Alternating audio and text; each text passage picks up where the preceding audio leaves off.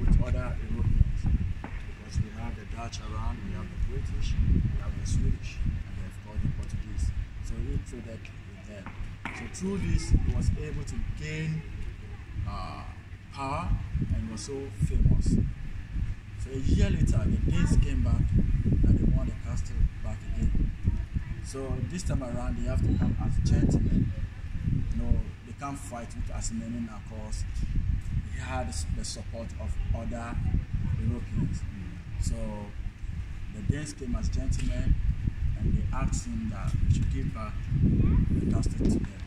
So as many agreed that he will return the castle, but he's not going to give it to them for free. That they will have to pay 50 marks of gold before he will return the castle. The Danes agreed, as many left. But whilst he was going, he left with the key, the bunch of key of the castle, as a bragging right. So he didn't give it to the Danes. Up to now, when you go to Accra getting to Accra, it's around the coast, that's the part of the country, you will find the original key of this castle there. It's part of their ancestral stone today. So the Danes were back again, and the slave trade and other trade continues till 1803. When they decided to abolish it. So the Germans were the first to do that movement, the step to abolish slave trade. So the slaves... The Germans? Is it the Germans? No, the Denmark. Denmark. The Denmark. So they were the Danes. So they made that bold step to stop or end it. Slave trade. So the slaves who were not taken to the Caribbean were used for plantation in Accra and its environment. They also want to go into farming, what they were doing over there. So down the lane they realized that the plantation is not yielding much profit as compared to the slave trade. So what they have to do is, at that time too, the British were taking over the trade.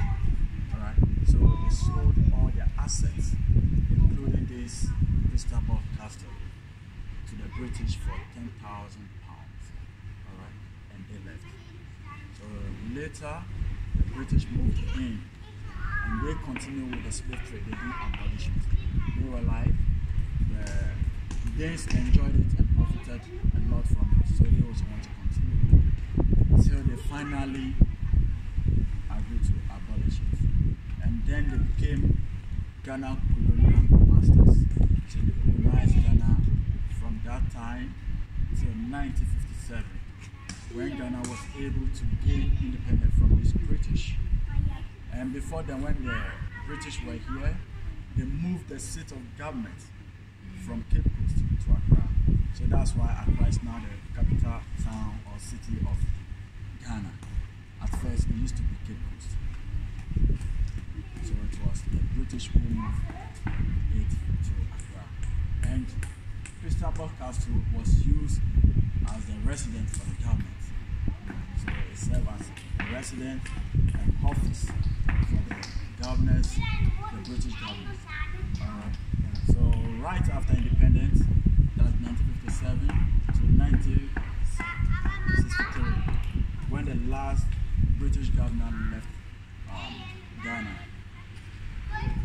Dr. Kwame Nkrumah, who helped gain independence for Ghana, was the prime minister. But when the last British governor left, he became the president. So that was when Ghana became a republic. Am I right? So Ghana gained independence in 1957. By 1960, I think they gained a republic. 1960, they gained republic. Yeah, July. British were still around, so it was in the 63 that they left. Alright. So, and from the time of Kwame Nkrumah, since this place became since here was the seat of government, he also used it as a seat of government. So that was when you came in, the administration block to be used as offices. Alright? So the castle was used as residence, and over there was used as offices. Alright. So to those who just came, the castle wasn't built just once, it was a fort. Alright. During the years they started to increase and build more of it. So the Danes built a building you are seeing over here from the first floor to the second. Alright. And they built this and named it after King of Denmark, Christian the Fourth. And this side, the upper part and upper to the wall, named after Christian the Sixth. And here too was built. And then after Christian the Seventh, you see so many years. So it wasn't just a day. And over here we have the chapel built by the Portuguese when they came in. But when the British came, they built this side in 1950, and this side for the arrival of Queen Elizabeth II in 1950. But behind you, in 1961. Okay, so when Ghana also gained independence, we added the administration. Alright. The Arabs trade. Yeah. The Arabs was active in it. The Arabs The Arabs. Per the history. It was the Portuguese that started, but they didn't start the slave trade. Oh, that's good. No, we are talking about the castle here, not slave Yes, trade. yeah, but But the Arab didn't come here. not come. Maybe they used On the other castles. We have Emina Castle, we have Cape Coast Castle. Same, all of them was for slavery. Yeah, they all slaves were all passed. Slaves have been put in those homes here as well. It's like I'm Cape Coast and I know Yes, the same thing happened here. The same thing happened here. But the number of slaves transported from this castle lower than Cape Coast. Alright. So, because normal trade carried on here before the slaves started happening. Alright. So now we'll be going around for the tour. So before we go, where we are standing, the stones here, the floor stones were the original ones used by the Danes. So over 300 years now. Okay. And again, this place served as the slave market. Whenever the slaves were brought in, they would be lined up here for the slave merchant. That's the masters to come and inspect them to make sure they are very strong, make sure they are free of diseases and sicknesses before they will exchange the slaves for the item that the slave middleman deserves. Alright? And again, there's something called branding. Alright? This is when the slave merchant puts his initials or mark on the slaves.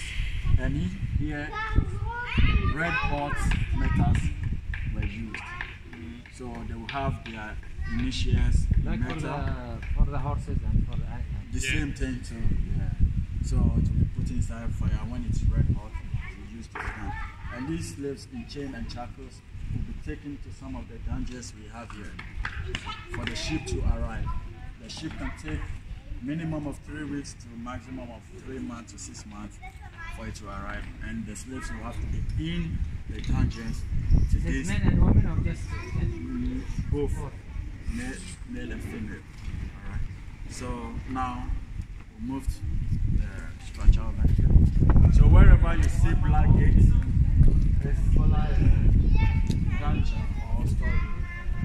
So we pay visit to some of them. Is there a purpose that's painted with red? Is there a Reason, purpose that this is painted in red or just? because it's a walkway for the president. Ah. So like the red carpet. Okay. So come closer. We have this structure here, built in the 1753 to 1763 by a Danish captain, Carl Eggman. Carl Eggman, there was slave trade going on at that time, but he think a lot about human. He had feeling for human, because he realized that the water around was too salty. It's not good for drinking. So what he did was, he asked that this structure should be constructed. And a period of 10 years was used. And this structure we have here we have 2 channels that lift to it. So whenever it rains from the bastion, the rainwater will run into this. Okay, so it could take over 10,000 gallons of water. So it's quite huge. So where we are standing, you're all standing on it. Alright, so it's standing on it. 1753. Yeah, 53 to 63. So a period of 10 years was used. In building it. Yeah, in construction. Wow. So it's quite huge. Now, So why whenever did they it take need, so much time for 10 years? even you are a Ghanaian, right? Yes. How long does it take them to make Road. even 1 kilometer road? We not Take away. we just came from the north. You know that. So we don't know them. I believe it took a time, Okay. and definitely they will face a lot of challenges. Alright. So it's big. It takes about 1 yard of this. So where you are standing. Okay. So that's all for this. And of course we have Asian Danish language here. Since we have some Dutch here, maybe you can have an idea. No, not really. It's Asians. So we have Can you stop this? some Danes who can read it.